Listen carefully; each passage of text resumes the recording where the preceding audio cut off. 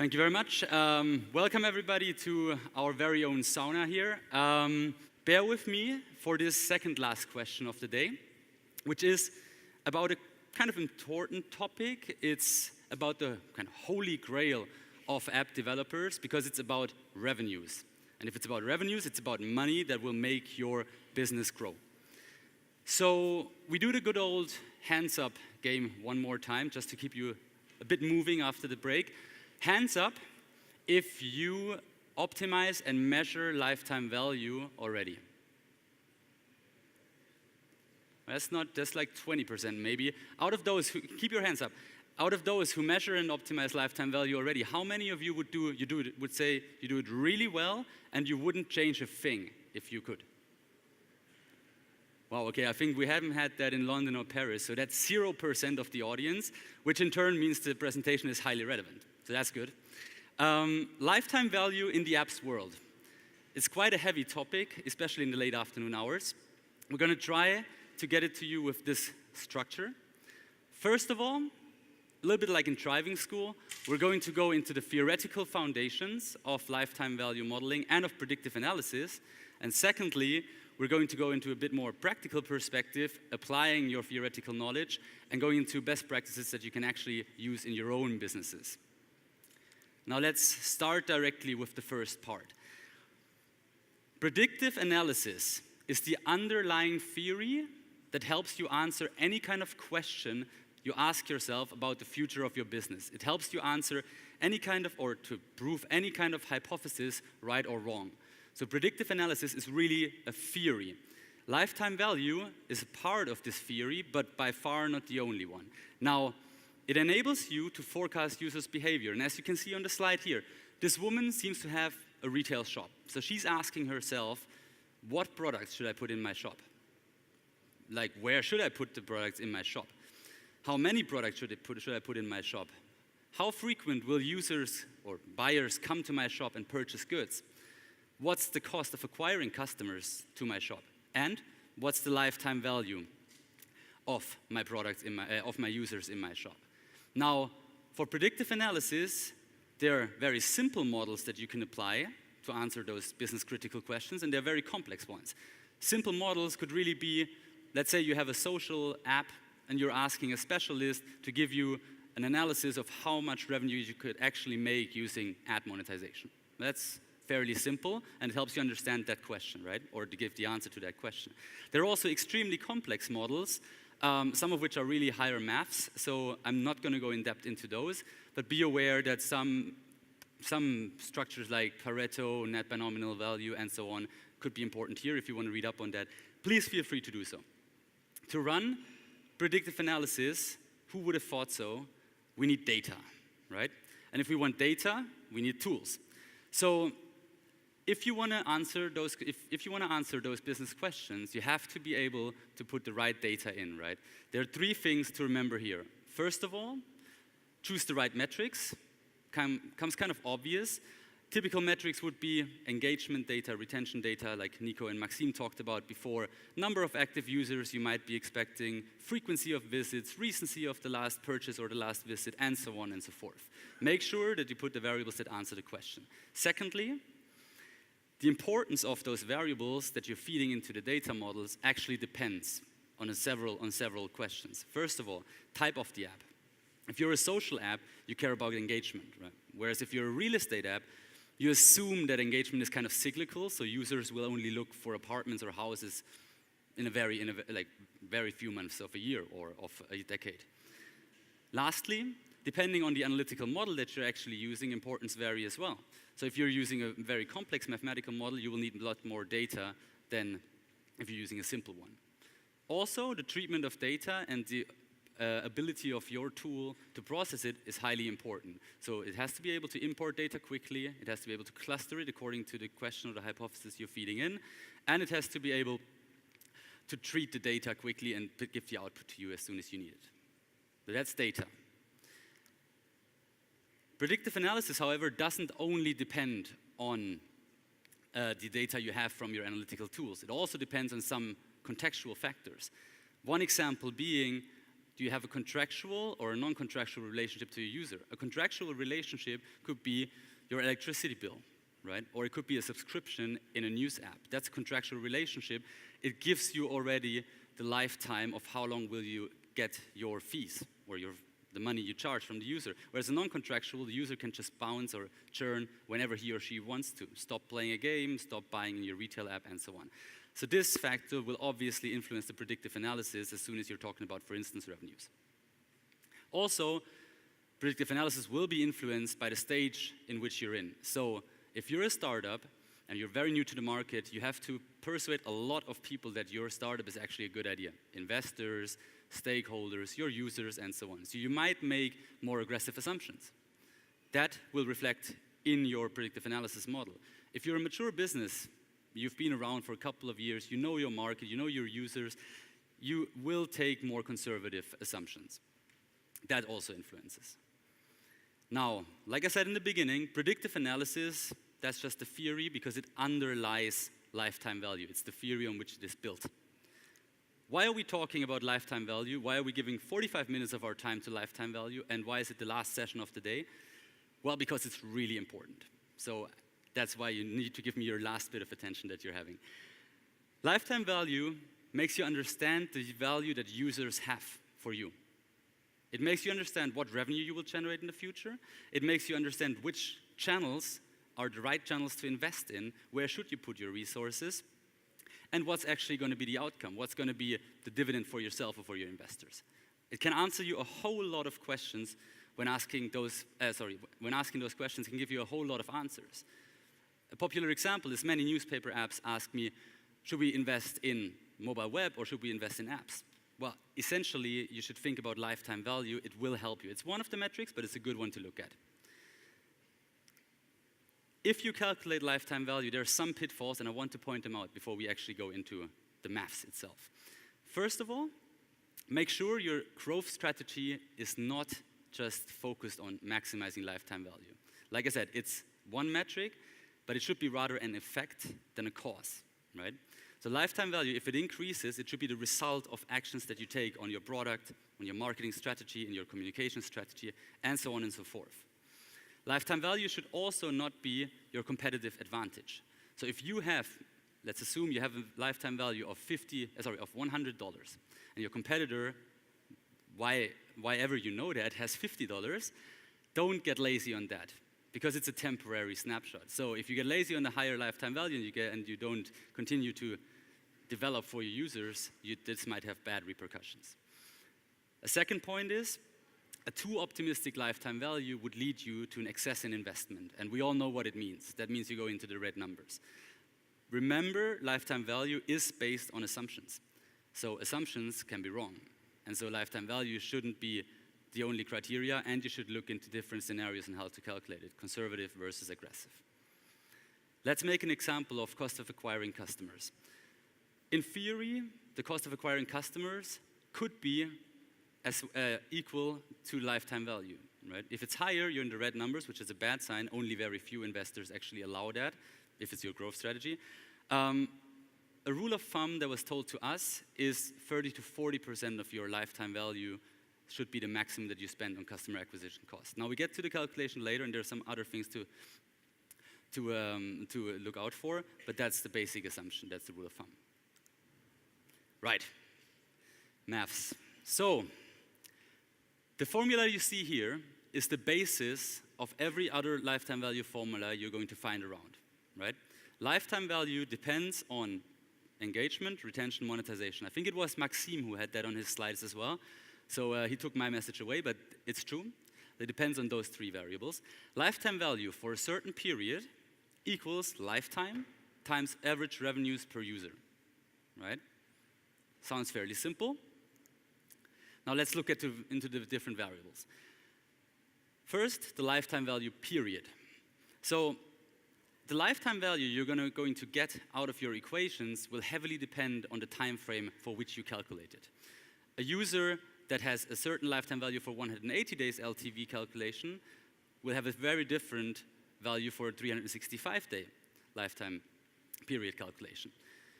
What factors influence your lifetime period decision? Sorry, I'm going to say LTV because I'm really too lazy to say lifetime value every time. So what factors influence this?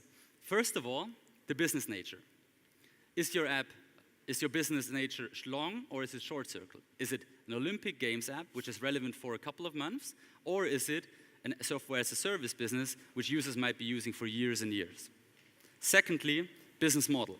Advertising, non-contractual business model. Subscriptions, contractual business model. You'll choose a different life horizon or period. And stage of company, again, will influence that. So startups tend to make aggressive assumptions, so they go for a longer life cycle. Mature businesses would go for a shorter one. La Matinale, on this example, has an average lifetime of their subscriptions of 15 months. So that's the lifetime variable, not the period. However, they decide to calculate the period for 1 and for 2 years. Why do they do that? Because they want to see how the numbers change between those two models, right? They funnel it together, they look at the aggregate, and they take decisions based on the two isolated to each other. That's for them to understand how it actually differs. That's a nice example here. Lifetime calculation. Now, this curve, the retention, the survival curve. So, for lifetime, retention is critical, right? Because it essentially tells you the opportunities that you have to convert a user into a paying user. So lifetime is also highly correlated to engagement, because the more engaged the user is, the more likely he is to be retained, the more lifetime he will have. Again, there are very different ways of calculating lifetime, some very simple ones and some very complex ones. We heard that before, I know. First, with a simple model, for instance, you would define a moment of churn. When is churn actually happening for you? Let's say you say, if a user is 2 weeks inactive, he's churned. That's my definition of it. Let's say you look at your curves and you find out, well, on average, after 6 months, that's when users are getting inactive. Hence, that's my churn. Hence, that's my average lifetime. Now, there are also very complex ones which are based on those survival curves. We're going to get to that later, I promise. Lastly, our monetization metric, where prices come in, average revenue per user. Now, that's typically not that difficult to determine because it's usually total monthly revenues divided by monthly active users, giving you the average revenues per month. Make sure that you're taking the right units. So you should have the same units then when you do the lifetime calculation. Right. Now that's the basic calculation of it. Now, you might ask, sorry, I have to drink in between because otherwise I can't bear it. You might ask yourself, what's cost? What about cost? Many developers, in fact, don't only look at revenues. They do look at costs as well. Because in real life, you want to know how your net lifetime value actually looks like. So what you would do is, typical top-down method, you take the revenue you earned, you deduct all variable costs, and you get into variable contribution, right? So be aware that variable contribution can vary for different user segments.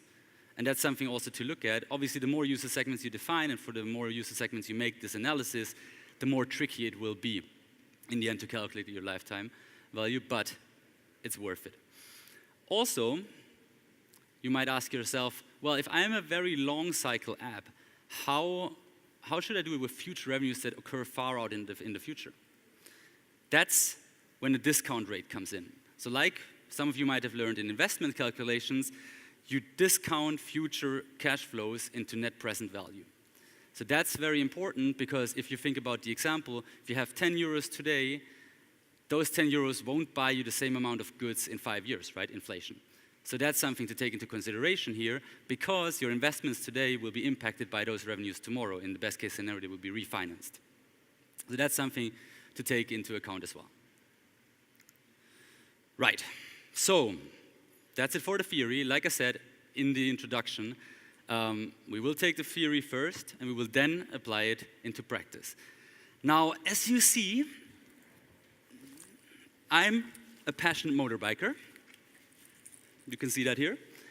I'm a very passionate motorbiker. And together with some of my biker pals, we came up with the idea to develop an app specifically for motorbikers. Right? We want to showcase the nicest routes across Europe, the nicest hotels, the best places to drink your non-alcoholic beers with your biker pals. So we came up with this app idea, and we're bootstrapping this app. Hence, we want to know what's going to happen with our investment and how can we refinance it, and where should we invest it. So in order to determine which monetization model we choose, we talked to some contacts we have across the industry, and we wanted to figure out how they do it with their LTV calculations. First of all, we found that it's essentially 4 pure business models and many hybrid business models prevailing in the industry. You have premium apps, you have subscriptions, you have in-app purchases, so freemium, you have ads, and you have hybrid models. In reality, hybrid models are the most common ones in the industry. Let's start with premium. The good news is, premium is the easiest to calculate lifetime value because your LTV essentially equals the price. Now, your user acquisition costs also tend to be very accurately calculated because you can just base it on the LTV you're having, or best case scenario on the net LTV you're saying. Now, that being said, that is a priori. It means usually you will have hybrid models, especially with premium, right? We talked to some contacts at Camaringo, and they're one of the most popular photography apps in Play. So they're having a premium business model, and they told us that the price is the key for them, and the price has to be right. You have to be able to offer the user the exact price point he or she is willing to buy. They're doing loads of testing around these £2.99, using price elasticity testing methods, using indices like the Big Mac index or certain purchasing power indexes in order to set the right price. Also, for Camaringo, when it comes to maximizing lifetime value, they're looking into 2 main things: store ratings and reviews, and store listing. We heard a lot about those topics already today, but this actually confirms it. If the moment of truth comes and the user is supposed to buy in your app before he's ever seen it, or seen anything than maybe a promotional video or screenshots, you have to have good ratings, even more than on any other model. And you have to have reviews that give direct feedback. That's a bit blurry. The best camera app out there, period. I've tried them all. Go ahead, buy it. You'll like it. So they need those kind of reviews because that's the word of mouth that you need. So what are they doing to optimize it? First of all, they are super proactive with customer service. It goes without saying, they're responding to bad reviews. They're also responding to good reviews, but they're actually actioning it. That's tricky. So that means whenever they get feedback, it's real feedback, so they worked on it. And whenever they get praise, they ask the guy to keep up with his engagement. Also, they're trying to maximize the ratings. So what they're doing is the typical user prompt, but they don't just prompt the user whenever. They look at loyal users that they prompt first. They look at prompting them only when they have good network coverage, so that they can actually fill it out. They have a nice mechanism in the message that the user, if they doesn't want to be bothered, can just click "Don't bother me again." And they will try everything not to annoy the user, because nothing is worse than being prompted the entire time, and in the end you're like, okay, screw that, I'm going to give you a 1 star, right? So that's very important. Also, their store listing. They would never use they would never use bot translators or Google Translate. They would always use humans, because in the end, that has to be natural, right? Store listing experiments is key ingredient. Fergus talked about it beforehand. According to Camaringo, actually, the first time they optimized this entire funnel, or this part of the funnel, it led to a 25% increase in downloads. Well, that's very interesting. Now, we learned about premium. The next business model we wanted to look at was the subscription business. Because we wanted to take away this pay without having seen it, right? And wanted to increase maybe installs.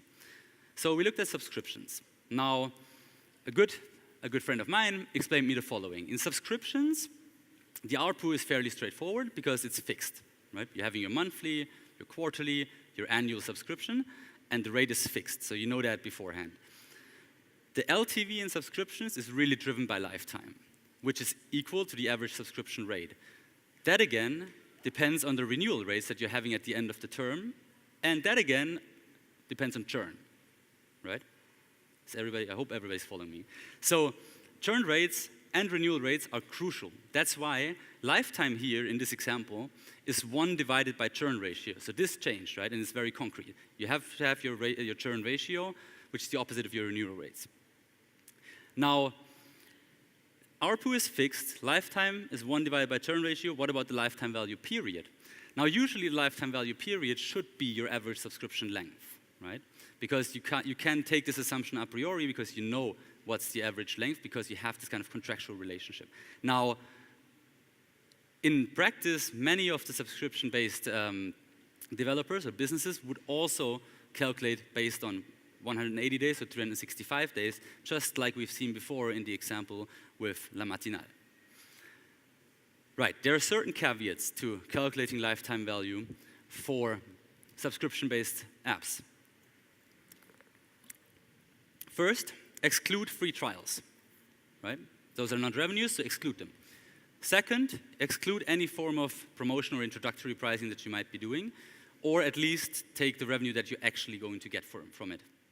Secondly, segment by cohorts. It's worth it to compare the different lifetimes that you're actually having. So the quarterly subscription versus the annual, at least, right? Thirdly, discount future cash flows. Because you're having a contractual business, your lifetime might be much longer, hence you need to discount the net present value. Fourth, cross-platform attribution. Now let's take the example of a newspaper app. Your business is across many platforms, right? So you have to be able to attribute for lifetime value across those platforms to compare it. So that means you should be measuring, in the best case scenario, with the same formula on mobile web, on apps, on desktop. What's the lifetime value of the monetization form that you're actually using, right? Take the formula, do it the percentage in terms of usage, and you get an average to have, that's like as a basis. So measurement in subscription app, LTV equals subscription fee times churn, which is subscription fee times 1 divided by churn. Right. There is an interesting paradox for subscription apps, and I'm not sure how many of you met it, and I'm not going to do a show of hands again. It's the negative churn paradox.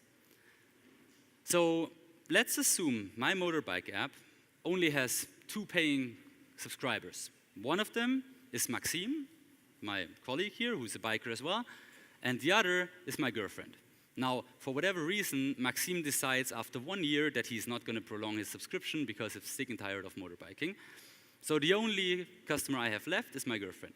Now, 50% of my revenue in theory is gone, and 50% of my users in theory are gone, right?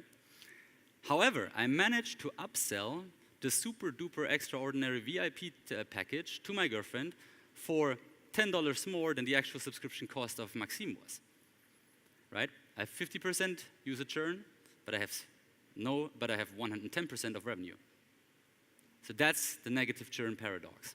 You upsell to the users that are most engaged, that renew their subscriptions because you can offer them additional content that's worth it for them to pay for it. And that's what most successful software as a services or utilities apps are actually trying to do, upselling to the users that are core.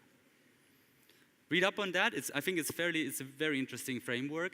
We're not going to go deeper here, but read up on this. Drama Fever.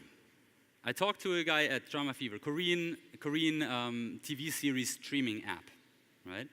And they analyze in very different cohorts when it comes to measuring their lifetime value. They're looking at user life, because for them it's really obvious that there is a certain moment, like after 1-2 months of having subscribed in the app, this user will stick around forever. So they build this loyalty fairly quickly. So they will look at these points of time when they define their cohorts, right? They will also look after, for instance, churn by payment methods. Visa debit, Visa credit, bank debit. This seems to have an impact on their measurement. Think about it if it might have for yours. And they analyze monthly and annual passes separately because they see a whole different lifetime value coming around there. Some other interesting points for Drama Fever. Churn rates are based on the last 3 months, so the average of the last 3 months. They don't take a very short-term metric, like 1 month, just because of data reliability and significance. And they don't take very long churn rates because they're changing the product continuously, so this will change as well. Secondly, they calculate net lifetime value because they want to know about cost. They apply a discount rate going to net present value because of the long cycle. They're trying not to spend more than 30 to 40% of their LTV on customer acquisition costs. So this kind of confirms everything that I was saying before, but it's interesting to see that being put in practice. Tactics that maximize lifetime value. Now, I think we've heard a lot about tactics to maximize engagement and retention already. They are essentially the same tactics that you would apply for LTV because it's depending on those variables. Now, for Drama Fever, interestingly, free trials had little to no impact. On the opposite, it actually sometimes had a negative impact because a user would download an app following a specific series. Now the season would run out of that series before the user actually ever had to pay for the app. So it backfired very often. Drama Fever also tries to make their promotions really impactful.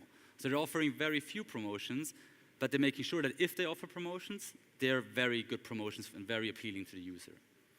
They offer multiple tiers. I think many subscription-based apps do that, giving different levels of access and features to the different users and having different prices which they test for any user segment that they might observe. As I mentioned before, they're segmenting quite a lot. And two very important points, they're minimizing passive churn and they're trying to discourage active churn. Now, passive churn is churn that users encounter because of some technical difficulty. Let's say your credit card is expired, so you can't renew. Let's say you don't have sufficient funds in your bank account, so you won't be renewing. So that's passive churn. They're trying to have really proactive customer service, realizing as soon as there is a complication and counteracting it. They're also trying to discourage active churn, which is users just choosing not to renew their subscriptions. How do they do that?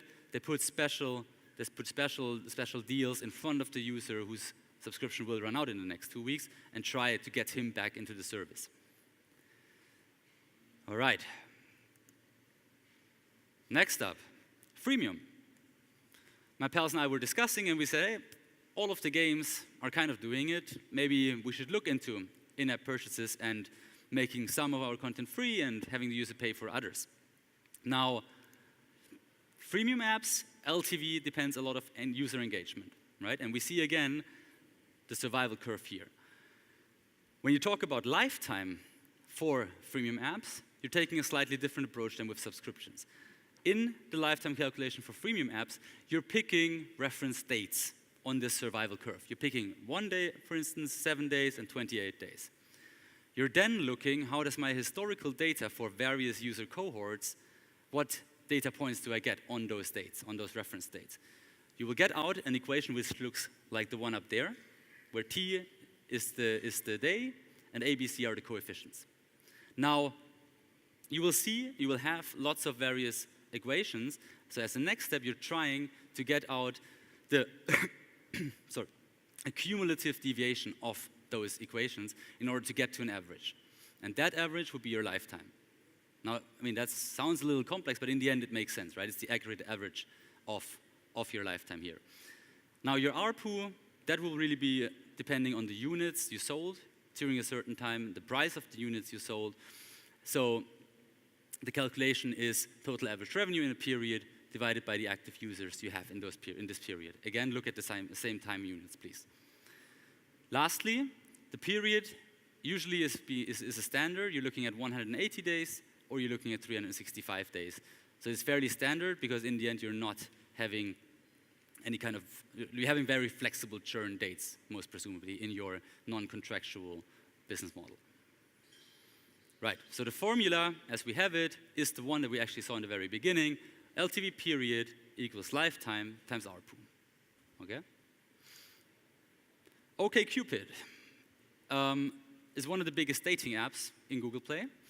They're actually using two business models, so it's kind of a hybrid app, but we're going to focus on in-app purchases for them for the moment.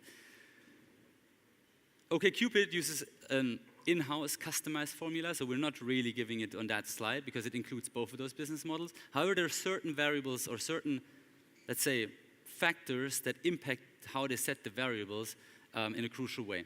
First of all, they're looking at signals that show engagement. So if a user is in an active messaging thread, if he's having conversations with people in their app, that's a signal of engagement. So they would be looking at those to define engagement, retention, and churn rates. Secondly, they're also looking at various cohorts, right? Again, OkCupid, they look, for instance, below 35 and above 35 of age, because it shows that there is major differences between those user cohorts. They're also looking into genders, and they're also looking at geographies. Lastly, they see that churn levels typically are very high, but beyond the first usage, retention gets a lot higher. So for them, their main job is to actually get users over this first week, because then that's where they get the engagement that retains them. Now, when it comes to maximizing LTV, OkCupid told us that for them, optimizing conversions for in-app purchases mainly depends on a couple of factors. First of all, they're trying to optimize creatives, messaging, calls to action in their messages. On those prompts, like you see here, one of them, they're trying to customize that and do a whole lot of testing for different cohorts, for different geographies, genders, ages, and so on, in order to get the best possible conversion rate. They're also trying to optimize when they put the prompt based on the context in which the user is in right now. So if you're in a conversation, or if you're in the kind of who visited my profile view, that's where you get the prompt, because that's a premium functionality, so they want to sell that, so that's how they put you up to the miracle who was the person who actually viewed your profile. And again, also, like Drama Fever beforehand, they're very selective with the promotions. So they will only offer promotions, again, if they're on high impact. They typically give it either limited time, 48-hour maximum, to give this kind of urgency to the user, or they do it with a percentage off in terms of 20% as a minimum, usually quite impactful promotions. With this kind of testing, OkCupid claimed that they've increased 20% in purchases for their IPs. All right, I think I'm going to speed up a little bit. Ads. Ads, everybody's doing it, so we figured we look into that. Now, The Guardian gave us some interesting insights here. Typically, they choose 1 year as a period for lifetime value calculation, because they say it's a good way to find out if an investment actually has an ROI, on which projects they should choose and which they should focus on. Lifetime is different for ads monetization, because generally you're interested in user impressions, because every impression on every screen gives you an opportunity to monetize that user, as you know. So retention is important, but this session, like visits, sessions per visit, screens per visit, and so on, that is really the key of lifetime calculations. The Guardian has a custom formula also in-house for this, where they essentially look at those factors, and they're trying to get kind of a normal distribution across all of those factors in order to determine their lifetime. They won't share that formula, but that's how they do it. ARPU, again, that's different here, because with ads, as you know, the price varies quite a lot. It's based on the sales channel, direct sales, indirect sales. The ad formats, is it a native ad, is it interstitial? It depends on the geographies, it depends on the buyers, it depends on the users you're having, so the audiences, it depends on the context of where the ads appear, and so on and so forth. So loads of different factors. Be aware, bring it down to one price. I mean, that goes without saying. You have cost per day, cost per mile, cost per whatever. Bring it down to, most commonly, CPM. And then feed it into your equation. Lifetime value period, maybe 360 days or 180 days, equals lifetime times average CPM times average number of ads per month, right? Again, that's a basic formula. The Guardian adapts this one. Segment by cohorts. So The Guardian usually takes 4 different cohorts for different user segments based on loyalty of those users and the number of impressions they cause. Also, they segment those cohorts into the geographies, and they're using the same lifetime value calculation for mobile web and for apps, right, to compare. Right. Last model of the day, then we're done. That's, by the way, the last model is also where the bike gets much more fancy. So hybrid models are arguably the most complex models in lifetime value calculation, because you combine, right? You combine different formulas. Now, many of the apps, or most of the apps, do that because that's how you maximize it, right? You try to have a certain variety of monetization options that you give to your user, because you want to actually let the user choose what fits for him, what works for him or her. So here you see, for instance, a matrix that Vuga shared with us, popular gaming developer. Now, you can see on the x-axis progression of the player in the game, and on the y-axis the spending level. Now, if a new player comes in and he plays for a very long time, he ends up in that quadrant. That quadrant, Vuga will serve him interstitial apps, because that's where they get the best prices and ads monetization, because he never spent a dime on their in-app purchases. Now, on the other hand, if there is a new player coming, downloading and installing and downloading and installing the app, and he spends a lot of money in very early stages, he will be immediately offered VIP packages, because that's where games will try to upsell and include the user further and further, right? That's an interesting model, and I think it shows very well like which user you would want to offer which kind of monetization. Now, I'm a big fan of Ultimate Guitar Tabs. We had a hangout with them. For them, they combined two business models. One, premium, and one is in-app purchases. Premium, lifetime value equals price. In-app purchases, they are tiering it down as well. It's interesting, actually, they told us that they're having tiers of $10, $9.99, $7.99, and $2.99, depending on how long the user has been having the app, paid for it, downloaded it, but only using the basic version. So the longer you have it, the cheaper it gets. It's interesting to remember if any of you play the guitar. They claim that 40% of the users are actually upgrading within the app, and 65% of their revenues come from the in-app purchases. That's an interesting number. They say that 20% of their premium upgrades occur in the onboarding stage, so 2 hours after downloading and installing the app. They then get VIP branding in, they give the user an insight into which content he will be able to consume after he paid for the premium segment. That increased their in-app purchase conversion by 53%. They again also adjust the prices per country using those indices that I mentioned before, plus 8% in downloads. And again, store listing, it's like a message we're trying to hammer into your heads, but store listing experiments for them as well, critical, localizing the entire funnel makes them more successful, 14% increase in downloads. All right, so theory, check. Practice, check. 5 business models that I discussed right now. There's a lot of information, right?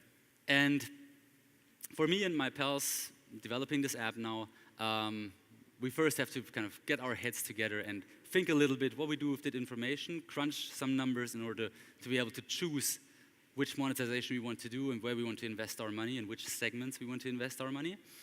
But I think for us and for you as well, there are 3 main takeaways of that presentation. First of all, lifetime value is not an end in itself. It's not a strategy. When you calculate lifetime value, be realistic. Make sure that you take into account the cost that you're actually having, variable cost. Make sure you're discounting if you have a long sales cycle.